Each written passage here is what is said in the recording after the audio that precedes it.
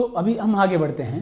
तो गठन प्रक्रिया में जो अगला बिंदु है, सीनियर सीआरपी टीम या अन्य सीएलएफ नेताओं को सीएलएफ गठन प्रक्रिया के सुविधाजनक बनाना चाहिए। यानी कि जब ये लोग प्रस्ताव लेके, ग्राम संगठन की पदाधिकारी लोग जो है अपना अपना ग्राम संगठन में विशेष बैठक बुलाया है, वहाँ पे सीएलएफ बनाने के लिए प्रस्ताव किया है, वो प्रस्ताव लेके हर ग्राम संगठन की जो प्रतिनिधि हैं, जिस दिन का निश्चित हुआ था, निश्चित दिनांक में, दिन में, निश्चित जगह, निश्चित समय, वो लोग अपना ग्राम संगठन की प्रस्ताव लेके यहाँ पे पहुँचते।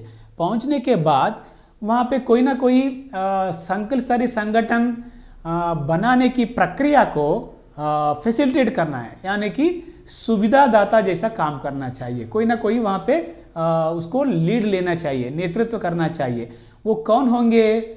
ये ज़्यादातर कम्युनिटी कैडर होंगे, यानी कि सीआरपी क्लस्टर लेवल फेडरेशन, नहीं तो सीनियर सीआरपी, नाम कोई भी हो वो लोग हो जाएंगे। और कोई कभी कभी परियोजना का भी अधिकारी होंगे, वो लोग क्या करना है, फैसिलिटेटर जैसा काम करना चाहिए, सुविधाजनक बनाना चाहिए, सुविधादाता जैसा, सुविधाकर्ता जैसा वो लोग काम करना चाहिए। ज़्यादा वो लोग इलेक्शन या सिलेक्शन प्रोसेस में अपना सोच विचार को मत डालना चाहिए, लेकिन चीज़ों को विस्तार से, विवरण से लोगों को समझाना चाहिए हर एक स्टेप में। ये हमेशा हम ध्यान में रखना चाहिए। ठीक है। हाँ, सभी उपस्थित वीवो नेताओं को सीएलएफ की गठन के लिए एक प्रस्ताव पारित करना चाहिए। सब लोग अपना अपना जो प्रस्ताव लेके आया ग्राम संगठन से, अभी वहाँ पे एक जगह बैठ गया, सीनियर सीआरपी या कोई बीएमएमयू स्टाफ उसको फैसिलिटेट कर रहे। अभी नेक्स्ट जो वहाँ आने के बाद करने वाला काम है, जितने भी ग्राम संगठन की पदाधिकारी प्रस्ताव लेके आए हैं, वो सब लोग एक प्रस्ताव करना चाहिए कि हम आज की तारीख में हमारा क्लस्टर में एक क्लस्टर लेवल फेडरेशन, यानी कि संकुल स्तरीय संगठन बनाने के लिए तय किया है करके एक प्रस्ताव पहले पारित करना चाहिए।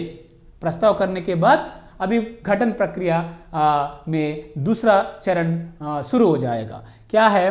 कार्यकारिणी समिति का गठन पहले की जानी चाहिए। आपको अगले वीडियो में हमने बताया गया है कि जो ढांचा में आम सभा और कार्यकारिणी समिति और पदाधिकारी, ठीक है। अभी यहाँ पे जो कार्यकारिणी समिति का गठन पहला करना चाहिए। कार्यकारिणी समिति कौन हो जाएंगे आपको बताया है, नहीं तो फिर एक बार जाके हमारा ढांचा जिसमें संरचना का वीडियो बनाया है सीएलएफ का, उसमें देख लीजिएगा। लेकिन फिर और एक बार आपके जानकारी के लिए बता रहा हूं, जो कार्यकारिणी समिति संकुल स्तरीय संगठन की कार्यकारिणी समिति का सदस्य होंगे, हर ग्राम संगठन की एक या दो नेता, अध्यक्ष और सचिव, दो लोग, अध्यक्ष और सचिव हर ग्राम संगठन की, वो लोग है यहाँ पे कार्यकारिणी समिति का सदस्य हो जाएंगे। मतलब जितने भी ग्राम संगठन की पदाधिकारी प्रस्ताव लेके आए हैं, शायद 5 लोग आया हो, 3 लोग आया हैं, लेकिन हर एक ग्राम संगठन से 2-2 नेताओं को,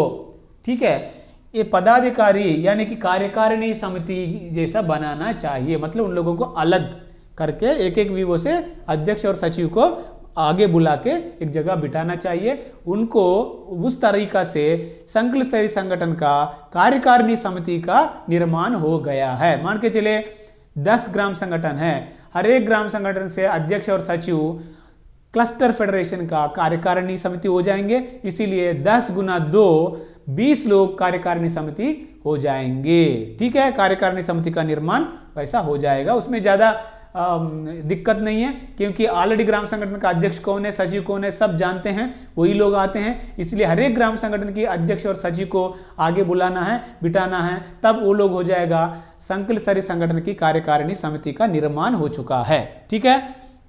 हाँ, कार्यकारिणी समिति का गठन के बाद पदाधिकारियों का पदों का चुनाव किया जाएगा। मतलब कार्यकारिणी समिति का चुनाव हो गया है, होने के बाद उन लोगों की द्वारा, मतलब कार्यकारिणी समिति की सदस्यों की द्वारा, सदस्यों से ही 5 पदाधिकारी का चुनाव करना चाहिए। वो 5 कौन हैं?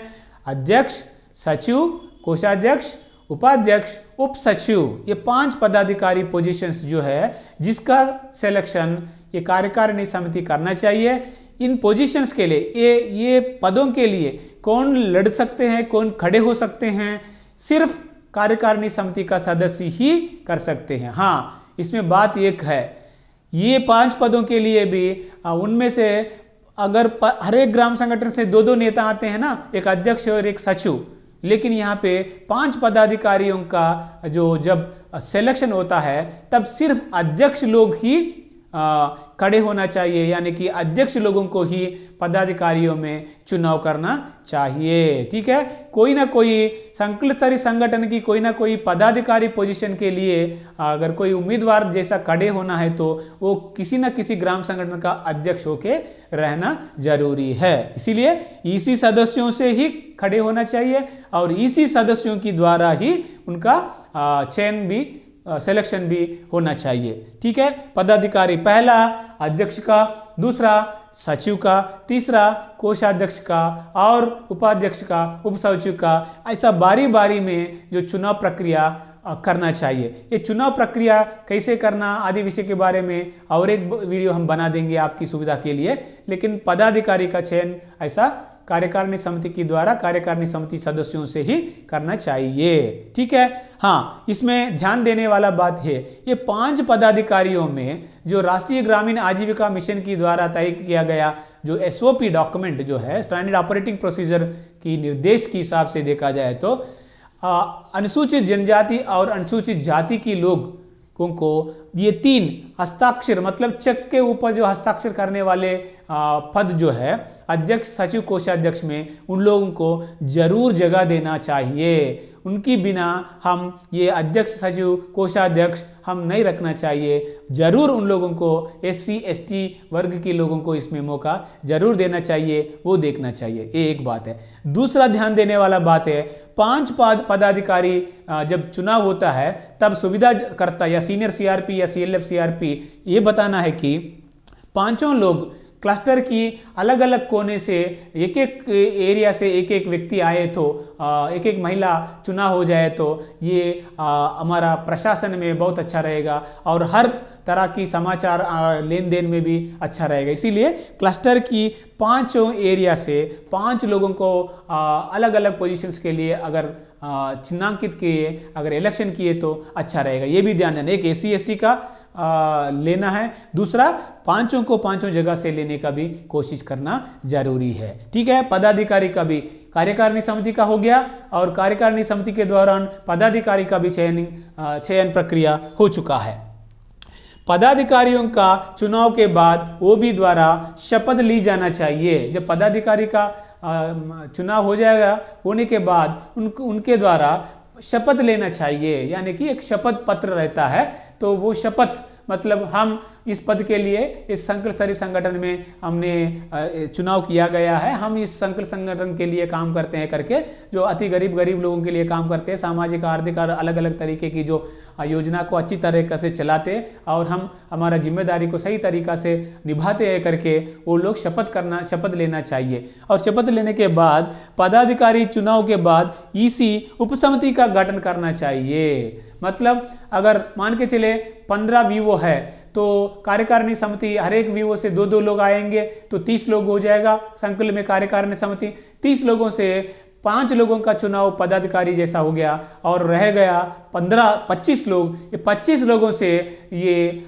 सब कमेटी यानी कि उपसमिति, कम से कम 4 उपसमितियां मैंने बताया आपको इससे पहले वीडियो में। एक है मॉनिटरिंग कमेटी, दूसरा है बैंक लिंकेज कमेटी, तीसरा है सामाजिक कमेटी और चौथा है आजीविका कमेटी और 5वां भी प्रोक्यूरमेंट कमेटी आदि जैसा कम से कम 4-5 कमेटी यहाँ पे जरूरत के हिसाब से कितनी भी कमेटी हो उतना कमेटी का गठन EC के द्वारा पदाधिकारी और EC मिलके जो बचे हुए EC सदस्यों से कमेटियां बनाना चाहिए। वैसा कार्यकारिणी समिति का गठन हो गया और पदाधिकारी का नियुक्ति भी हो गया और यहाँ पे उपसमिति का गठन भी हो चुका है।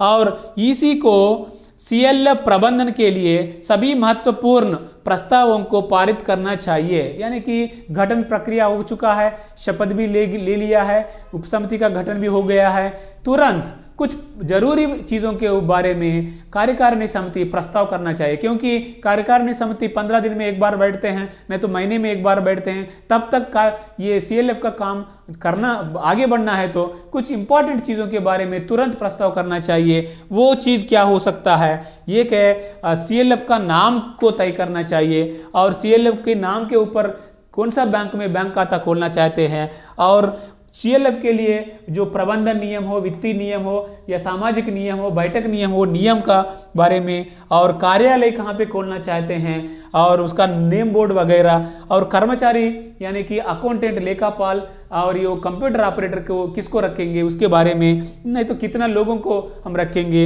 या बैठक की तारीख, समय, कितना बैठक करना चाहते हैं, वो कितना कौन सा दिन में करना चाहते हैं, दिनांक क्या है, समय क्या है, जगह क्या है, और आदि विषय के बारे में ये तुरंत प्रस्ताव पारित करना चाहिए ये पदाधिकारी सिलेक्शन होने के बाद। ठीक है, और उसके हिसाब से पदाधिकारी लोग क्या करते हैं, अगले बैठक से पहले ये सब तैयारियां करके रखते हैं। ठीक है, और बैठक के बाद CLF को BMMU और अन्य सरकारी विभागों में एक प्रस्ताव प्रति भेजना चाहिए। जब CLF गठन प्रक्रिया कंप्लीट हो गया तो तुरंत वो लोग क्या करना है, एक प्रस्ताव यानी कि जानकारी देने के लिए वहाँ की जो भी सरकारी ऑफिस रहता है, कार्यालय रहता है, विभाग रहता है, सभी विभागों को एक लेटर भेजना चाहिए कि हमारा जो क्लस्टर संकुल में हम ऐसा एक संकुल स्तरीय संगठन बनाया है, हम आपसे मिलकर काम करना चाहते हैं, आपसी तालमेल से हम सब लोग गरीबी लोगों का सहायता करने के लिए हम आगे बढ़ेंगे करके, ऐसा